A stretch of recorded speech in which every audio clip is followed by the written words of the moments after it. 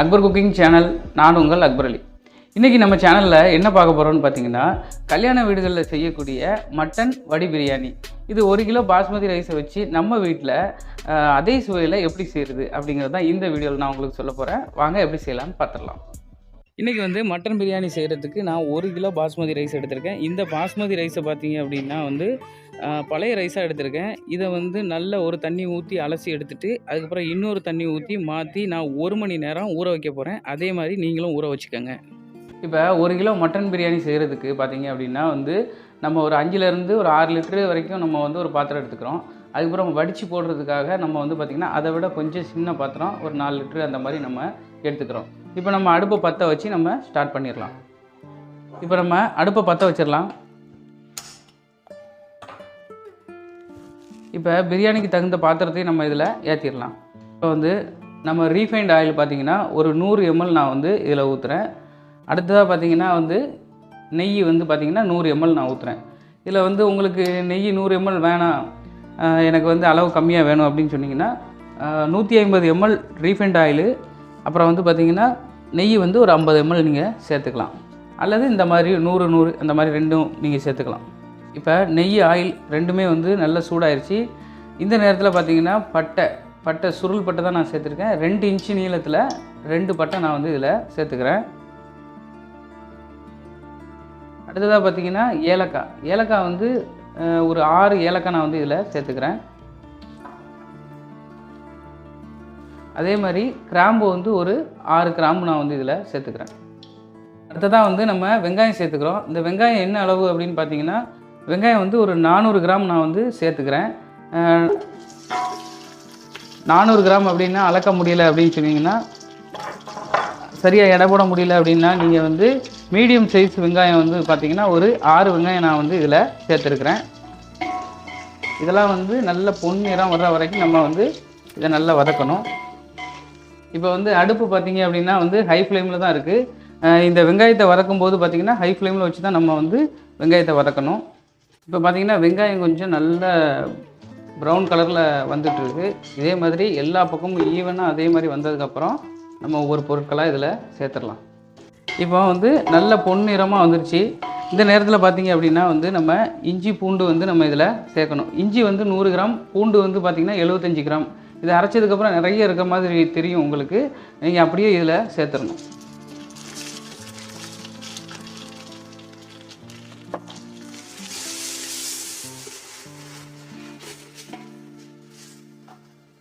இந்த நேரத்தில் உங்களுக்கு அடியில் ஒட்டுற மாதிரி தெரிஞ்சிச்சுன்னா நீங்கள் கொஞ்சம் மீடியம் ஃப்ளேமுக்கு நீங்கள் மாற்றிக்கலாம். புதினா பார்த்தீங்க அப்படின்னா ஒரு கையளவு நீங்கள் சேர்த்துக்குங்க. கிராம் கணக்கு பார்த்தீங்கன்னா ஒரு 50 கிராம் வரைக்கும் நீங்கள் சேர்த்துக்கலாம். அடுத்ததாக பார்த்தீங்கன்னா மல்லி, அதுவும் ஒரு கையளவு, அதை விட கொஞ்சம் கூடுதலாக இருந்தாலும் பரவாயில்ல, ஒரு கையளவு நீங்கள் சேர்த்துக்கங்க. பச்சை மிளகாய் பார்த்தீங்க அப்படின்னா ஒரு 4 பச்சை மிளகாய் நான் இதில் சேர்த்துக்கிறேன். இதை எல்லாத்தையுமே நல்லா மிக்ஸ் பண்ணி நல்லா வதக்கணும். இப்போ அடுத்ததாக பார்த்தீங்கன்னா தக்காளி ஒரு 400 கிராம் தக்காளி நான் இதில் சேர்த்துக்கிறேன்.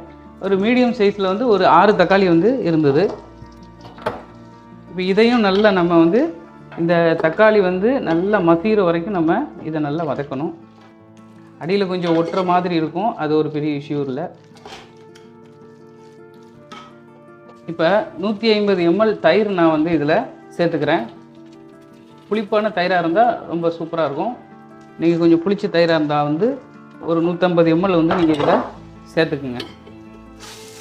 இதையும் நல்லா இந்த மாதிரி மிக்ஸ் பண்ணிடணும். தக்காளி, மல்லி, புதினா இதெல்லாம் நல்லா பார்த்திங்கன்னா இதில் இருக்கக்கூடிய ஸ்மெல்லு போகிற வரைக்கும் நல்லா வதக்கிடணும். நல்லா வதக்கிட்டே இருக்கும்போது தக்காளிலாம் நல்லா மசிஞ்சு ஒரு பேஸ்ட்டு மாதிரி ஃபார்ம் ஆகும். அதுக்கப்புறம் நம்ம ஒவ்வொரு பொருட்களாக இதில் நம்ம சேர்த்துக்கலாம். நிறைய பேர் கமெண்டில் கேட்ட ஒரு விஷயம், நீங்கள் எதுவும் பிரியாணி மசாலா போடுறீங்களா அப்படின்னு சொல்லி கேட்டிருக்காங்க. நம்ம ஹோம்மேட் பிரியாணி மசாலா நம்ம ஏற்கனவே வீடியோ போட்டிருக்கோம். அந்த வீடியோவை போய் நீங்கள் செக் பண்ணி பாருங்கள், டிஸ்கிரிப்ஷனில் லிங்க் தரேன். இது பார்த்திங்கன்னா பிரியாணி மசாலா ஒரு 1/2 டேபிள் ஸ்பூன் நம்ம சேர்த்துக்கலாம். 2 இன்க்ரீடியன்ட்ஸ் வச்சு செஞ்ச பிரியாணி மசாலா எப்படி செய்கிறது அப்படிங்கிறத நான் உங்களுக்கு டிஸ்கிரிப்ஷனில் தரேன், பார்த்துக்குங்க. அடுத்ததாக பார்த்தீங்கன்னா மிளகாய்த்தூள் வந்து 1 டேபிள் ஸ்பூன் நான் வந்து இதில் சேர்த்துக்கிறேன். காஷ்மீரி மிளகாய்த்தூளாக இருந்துச்சுன்னா நீங்கள் வந்து 1.5 டேபிள் ஸ்பூன் கூட நீங்கள் சேர்த்துக்கலாம். இது எல்லாத்தையும் இப்படி சேர்த்து இந்த மாதிரி மிக்ஸ் பண்ணிக்கோங்க.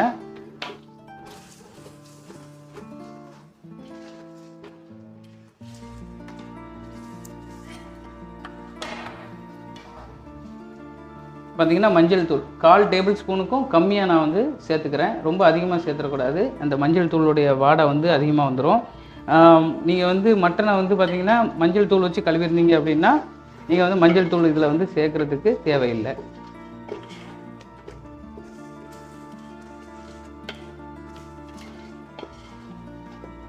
பாருங்கள், சூப்பரான ஒரு மசாலா கலவை தயாராக இருக்குது. இந்த நேரத்தில் நம்ம வந்து பார்த்திங்க அப்படின்னா மட்டனை வந்து நம்ம இதில் சேர்த்துற வேண்டியதான். இப்போ மட்டன் வந்து நம்ம இதில் சேர்த்துக்கலாம். 1 கிலோ ரைஸுக்கு பார்த்திங்க அப்படின்னா நம்ம வந்து 1.5 கிலோ வந்து மட்டன் எடுத்துருக்குறோம். உங்களுக்கு 1 கிலோ போதும் அப்படின்னு நினச்சா கூட நீங்கள் 1 கிலோ சேர்த்துக்கலாம்.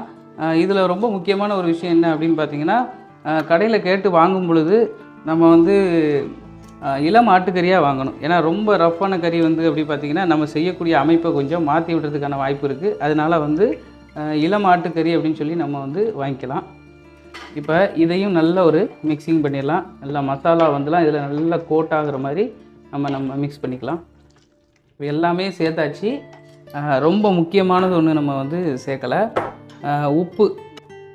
இது வந்து 1.5 டேபிள் ஸ்பூன் உப்பு வந்து நம்ம இதில் சேர்க்கணும், சரிங்களா?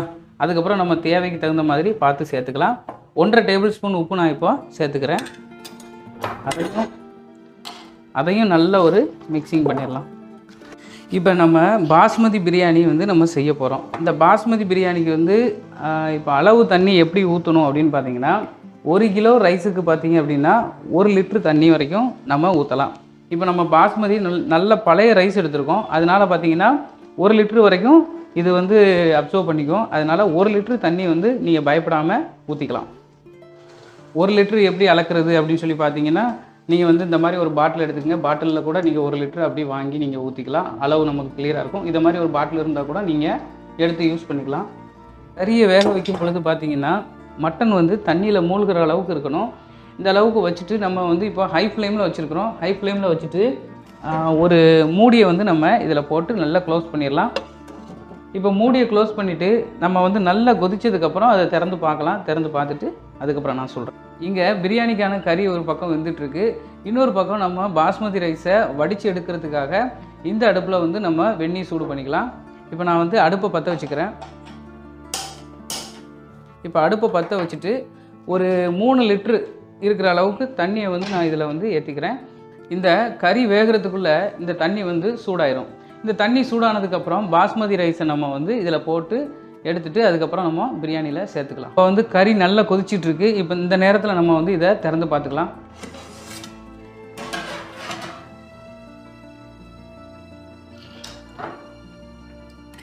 இந்த கறியை வந்து இந்த மாதிரி நல்லா வந்து உங்களுக்கு கிண்டி விட்டுறோம். இப்போ கிண்டி விட்டுட்டு இப்போ இதை என்ன பண்ணணும் அப்படின்னு பார்த்தீங்கன்னா, ஒரு 1/4 மணி நேரம் அல்லது 20 நிமிஷம் நல்ல கறி, அதாவது தரமான கறி அப்படின்னு சொன்னால் அது வந்து ஒரு 20 நிமிஷத்துலேயே வந்து வெந்துடும். அந்த 20 நிமிஷம் நம்ம வந்து என்ன பண்ணணும்னா, இதை வந்து லோ ஃப்ளேமில் வைக்கணும். இப்போ நம்ம ஹை ஃப்ளேமில் வச்சுருந்தோம். இப்போ நல்லா கொதிச்சுட்டு இப்போ லோ ஃப்ளேமில் வைக்க போகிறோம். இந்த லோ ஃப்ளேமில் வச்சு 20 நிமிஷம் நம்ம என்ன பண்ண போகிறோம், இதை இப்போ வந்து 20 நிமிஷம் நம்ம வந்து இந்த கறியை வேக வச்சுருந்தோம். இப்போ இது எப்படி வெந்திருக்கு அப்படிங்கிறத நம்ம வந்து இப்போ திறந்து செக் பண்ணிக்கலாம்.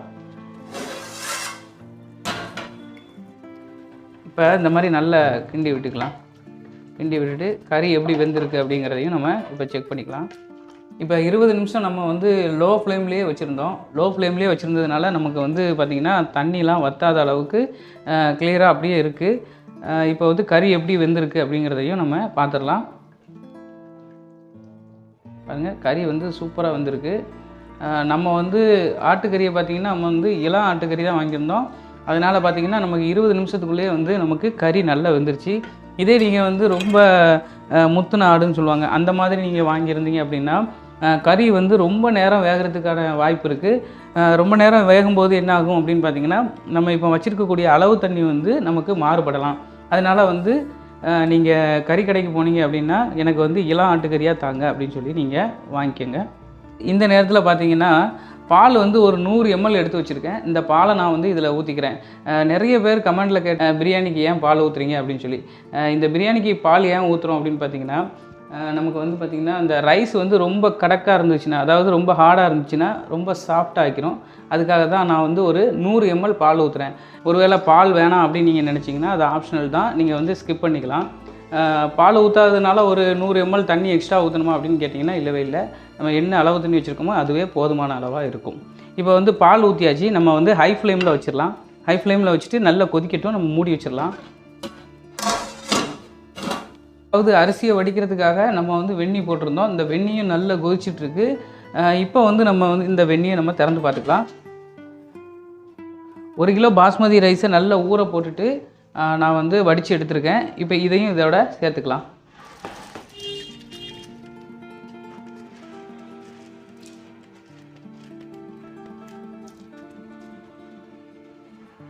நமக்கு வந்து அடுப்பு பார்த்தீங்க அப்படின்னா வந்து ஹை ஃப்ளேமில் தான் இருக்குது. ஹை ஃப்ளேமில் வச்சு நம்ம வந்து ஒரே ஒரு கொதிக்க வச்சுட்டு ஒரு 50% வேக வச்சுக்கலாம். இப்போ இந்த ரைஸுக்கு தேவையான உப்பை நான் வந்து இதில் சேர்த்துக்கிறேன். இதுக்கு வந்து பார்த்திங்கன்னா 2 டேபிள் ஸ்பூன் வந்து உப்பு நம்ம சேர்த்துக்கணும். இதோட உப்பு எப்படி இருக்கணும் அப்படின்னு பார்த்தீங்கன்னா வந்து நல்ல கரிப்பாக இருக்கணும். அப்போ தான் வந்து அரிசி கொஞ்சமாவது வந்து உங்களுக்கு அதை அப்சர்வ் பண்ணிக்கும். அதனால் வந்து பார்த்திங்க அப்படின்னா உப்பு கொஞ்சம் நல்ல கரிப்பாக நீங்கள் சேர்த்துக்குங்க. பாஸ்மதியை பொறுத்த வரைக்கும் ரொம்ப போட்டு இந்த மாதிரி கிண்டி விட்டுக்கிட்டே இருக்கக்கூடாது. லேசாக பக்குவமாக, ஏன்னா வந்து 1 hour ஊறி இருக்குது பார்த்தீங்களா. இந்த ரைஸ் வந்து கொஞ்சம் மெதுவாக அந்த மாதிரி நம்ம வந்து கிண்டி விட்டுக்கணும். அப்போ தான் வந்து ரைஸ் வந்து உடையாது. நமக்கு வந்து எப்போவுமே ஒன்று போல் இருக்கும். இப்போ பார்த்தீங்கன்னா இந்த மாதிரி வந்து உங்களுக்கு வந்து கொதிக்கும். இந்த பாருங்கள், மத்தியில் லேசாக கொதிக்குது பாருங்களேன். இப்போ வந்து கொஞ்சம் நல்லா கிண்டி விட்டுட்டு நம்ம வந்து இதில் உப்பு எவ்வளோ இருக்குது அப்படிங்கிறத நம்ம வந்து செக் பண்ணிக்கணும். இந்த நேரத்தில் நீங்கள் செக் பண்ணுங்கள். இப்போ வந்து 2 டேபிள் ஸ்பூனு ஃபுல்லாக நான் வந்து உங்களுக்கு உப்பு போட்டிருந்தேன் இந்த ரைஸுக்கு. இது பார்த்திங்கன்னா நமக்கு சரியாகவே இருக்குது. சரிங்களா, இதுக்கு மேலே தேவையில்லை. ஏன்னா 3 லிட்டர் தண்ணி நம்ம ஊற்றிருக்கோம். அதில் வந்து பார்த்திங்கன்னா 1 கிலோ ரைஸ் போட்டிருக்கோம், 2 டேபிள் ஸ்பூன் உப்பு போட்டிருக்கோம். இதை வந்து இந்த மாதிரி நம்ம கிளறி விட்டு இன்னும் ஒரே ஒரு கொதிச்சிச்சின்னா நமக்கு வந்து ரைஸ் வந்து தயாராகிடும். இப்போ பார்த்திங்கன்னா இந்த மாதிரி கொதி வந்துடுச்சு பாருங்கள். ஃபஸ்ட்டு ஒரு கொதி இருந்துச்சு, அடுத்து வந்து இந்த பக்கம் கொதிக்குது, இந்த பக்கம் கொதிக்குது, இவ்வளோ தாங்க. இதுக்கு மேலே வந்து நமக்கு ரைஸ் கொதிக்க தேவையே இல்லை. இப்படி கொதிச்சிட்டுனாலே நமக்கு வந்து ரைஸ் வந்து ஒரு 50% வந்து இந்த மாதிரி வெந்துடும். பாருங்கள் எப்படி நீட்டாக இருக்குது பாருங்கள். இந்த மாதிரி வெந்துடும். இப்போ ஹை ஃப்ளேமில் இருக்கக்கூடிய ஸ்டவ்வை வந்து நம்ம இப்போ ஆஃப் பண்ணிடணும். ஆஃப் பண்ணிவிட்டு இந்த ரைஸை வந்து நம்ம ஒரு வடிகட்டியில் வடித்து எடுத்துகிட்டு வந்துக்கலாம். இப்போ வந்து நம்ம ரைஸை வடித்து எடுத்துகிட்டு வந்துட்டோம்.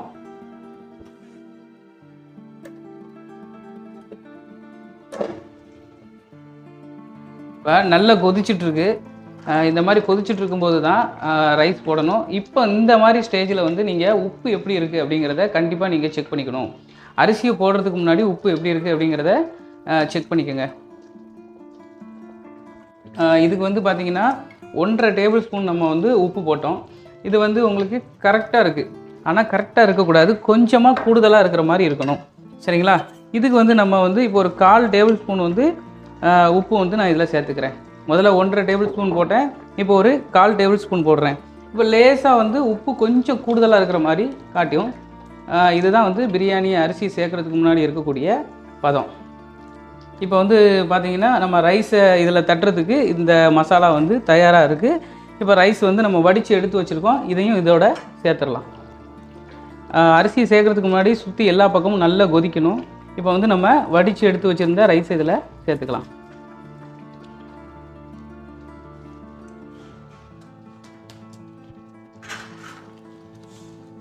இப்போ இந்த ரைஸை வந்து இந்த மாதிரி நம்ம அப்படியே பரப்பி விட்டுறணும். ரொம்ப போட்டு கிண்டிடக்கூடாது. அதே மாதிரி கறி வந்து மேலே வந்துடக்கூடாது.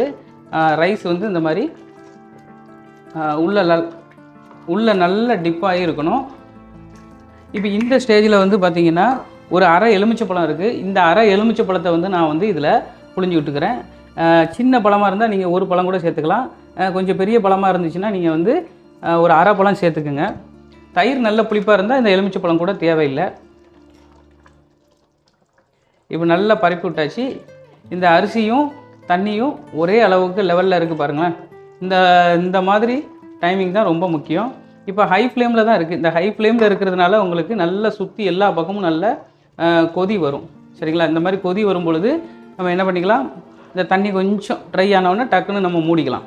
நம்ம எப்போ பிரியாணி பண்ணுறா இருந்தாலும் சரி, இப்போ ரைஸ் இந்த மாதிரி போட்டிருக்கோம் பாருங்கள். இந்த மாதிரி ரைஸ் போட்டதுக்கு அப்புறம் பார்த்தீங்க அப்படின்னா மேலே கொஞ்சம் தண்ணி வரும். இந்த அளவுக்கு தண்ணி வந்தால் தான் வந்து உங்களுக்கு பிரியாணியில் வந்து சுவை வந்து எல்லா ரைஸ்லேயுமே கரெக்டாக கிடைக்கும். மேலே கொஞ்சம் ரைஸ் அப்படி தேங்கி நிற்கி நம்ம தண்ணி ஊற்றுற மாதிரி இருந்துச்சு அப்படின்னு சொன்னால் அந்த பிரியாணியில் வந்து மேலே வந்து சுவை கம்மியாக இருக்கும். கீழே வந்து பார்த்திங்கன்னா வந்து நல்ல ஒரு எப்படி சொல்ல மசாலாவோடு இருக்கும். அந்த மாதிரி இல்லாமல் இப்போ எல்லா பக்கமுமே வந்து ரைஸ் வந்து நல்ல ஒரு டேஸ்ட் வரும் அப்படிங்கிறதுக்காக தான் இந்த மேலே இந்த மாதிரி தண்ணி வரணும் அப்படின்னு சொல்கிறோம். இப்போ ரைஸும் இதில் வச்ச தண்ணியும் வந்து ஒரு அளவுக்கு கரெக்டாக மேலளவுக்கு ஒரே லெவலுக்கு வந்துருக்கு பாருங்கள். இந்த அளவு தான் நமக்கு வந்து ரொம்ப முக்கியம். பாருங்கள், இந்த மாதிரி ஒன்று போல் இருக்கணும். அரிசியும் தண்ணியும் ஒன்று போல் இருக்கணும். இந்த நேரத்தில் நம்ம வந்து பாத்திரத்தை மூடிடணும். இப்படி மூடிட்டு இப்போ வந்து நம்ம லோ ஃப்ளேமில் வச்சுட்டோம். லோ ஃப்ளேமில் வச்சுட்டு ஒரு 10 நிமிஷம் வந்து நம்ம வந்து பிரியாணி வந்து தம்மில் இருக்கட்டும். இந்த பாத்திரத்தை, அதாவது கஞ்சி வடித்து வச்சுருக்கோம் பார்த்தீங்களா, இந்த பாத்திரத்தை நம்ம இதுக்கு மேலே ஒரு வெயிட்டுக்காக நம்ம வச்சுக்கலாம். இப்போ வந்து 10 நிமிஷம் இது வந்து தம்மில் இருந்துட்டு அதுக்கப்புறம் ஒரு 10 நிமிஷம் வந்து பர்னர் மேலேயே வந்து அடுப்பை ஆஃப் பண்ணிவிட்டு நம்ம வைக்கணும். அதுக்கப்புறம் பிரியாணி வந்து ஒரு 20 நிமிஷம் கழித்து நமக்கு தயாராகிடும். 10 நிமிஷம் வந்து நம்ம லோ ஃப்ளேமில் வைக்கணும்னு சொல்லியிருந்தோம். இப்போ 10 நிமிஷம் முடிஞ்சிருச்சு. இதை வந்து நம்ம அடுப்பை ஆஃப் பண்ண போகிறோம். இப்போ வந்து லோ ஃப்ளேமில் 10 நிமிஷமும் அப்படியே அடுப்பை ஆஃப் பண்ணி ஒரு 10 நிமிஷமும் மொத்தம் 20 நிமிஷம் நமக்கு வந்து பிரியாணி அப்படியே தம்மில் இருந்துச்சு. இப்போ வந்து நம்ம இதை பிரித்து பார்க்கலாம் எப்படி பிரியாணி வந்திருக்கு அப்படிங்கிறத. இப்போ இந்த மேலே இருக்கக்கூடிய வெண்ணி பாத்திரத்தை எடுத்து சேஃப்டியாக நம்ம இறக்கி வச்சுக்கலாம். இதுதான் பார்த்திங்கன்னா பிரியாணி எப்படி வந்திருக்கு அப்படிங்கிறத திறந்து பார்த்துடலாம்.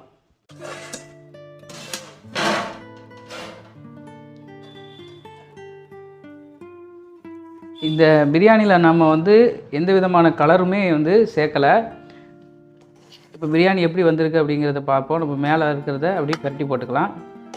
பிரியாணி வந்து சூப்பராக வந்திருக்கு. இப்படி நம்ம வந்து பிரிக்கும்போது பார்த்திங்கன்னா நமக்கு வந்து தண்ணி இல்லாத மாதிரி இருக்கணும். அதாவது சொதன்னு இல்லாத மாதிரி இருக்கணும். அப்படி ஒரு வேளை நீங்கள் பண்ணக்கூடிய பிரியாணியில் அந்த மாதிரி இருந்துச்சுன்னா கூட ஒரு 10 நிமிஷம் நீங்கள் வந்து இந்த மாதிரி பிரட்டிட்டு நல்லா தேய்ச்சி விட்டுட்டு நீங்கள் என்ன பண்ணிடணும், இன்னொரு 10 நிமிஷம் அப்படி நீங்கள் போட்டுடலாம். இப்போ நமக்கு வந்து சூப்பராக வந்திருக்கு. இந்த மாதிரி நான் வந்து தேய்ச்சி விட்டுக்கிறேன். தேய்ச்சி விட்டுட்டு இப்போ இந்த மட்டன் பிரியாணியை வந்து நம்ம ஒரு பிளேட்டுக்கு வந்து நம்ம மாற்றிக்கலாம். பாருங்கள், கறி சூப்பராக எடுக்கும்போதே வந்து கறி நல்ல வெந்திருக்கு அப்படிங்கிறது உங்களுக்கு தெரியும். பாருங்கள், சூப்பராக வந்திருக்கு. இப்போ வந்து இதை நம்ம வந்து ஒரு தட்டுக்கு நம்ம மாற்றிடலாம். பாருங்கள், சாப்பாடு வந்து ஒன்றா இருக்குது.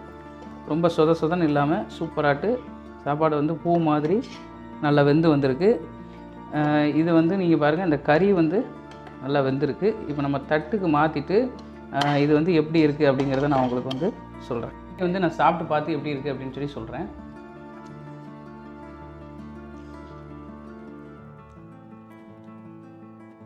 பிரியாணி வந்து பார்த்திங்கன்னா இதில் வந்து உப்பு காரம் எல்லாமே வந்து பர்ஃபெக்டாக அமைஞ்சிருக்கு. அதே நேரத்தில் பார்த்தீங்கன்னா ரைஸை பாருங்கள் நல்லா உதிரியாக வந்திருக்கு. இப்போ நம்ம 1 கிலோ மட்டன் வடி பிரியாணி வந்து நம்ம செஞ்சோம். இது வந்து இவ்வளோ சூப்பராக அமைஞ்சிருக்கு. இதே மாதிரி உங்கள் வீட்டில் நீங்களும் செஞ்சு பாருங்கள். செஞ்சு பார்த்துட்டு எப்படி இருந்தது அப்படிங்கிறத நீங்கள் கமெண்டில் சொல்லுங்கள். நம்ம சேனலை நீங்கள் முத பார்க்குறீங்க அப்படின்னா நம்ம சேனலை வந்து நீங்கள் சப்ஸ்கிரைப் பண்ணிக்கோங்க. சப்ஸ்கிரைப் பண்ணிவிட்டு இந்த பெல் பட்டனையும் நீங்கள் அழுத்தி வச்சுக்கோங்க. ஏன்னா நம்ம போடக்கூடிய பயனுள்ள வீடியோ வந்து உங்களை வந்து சேரும். இப்போ நான் கிளம்புறேன்.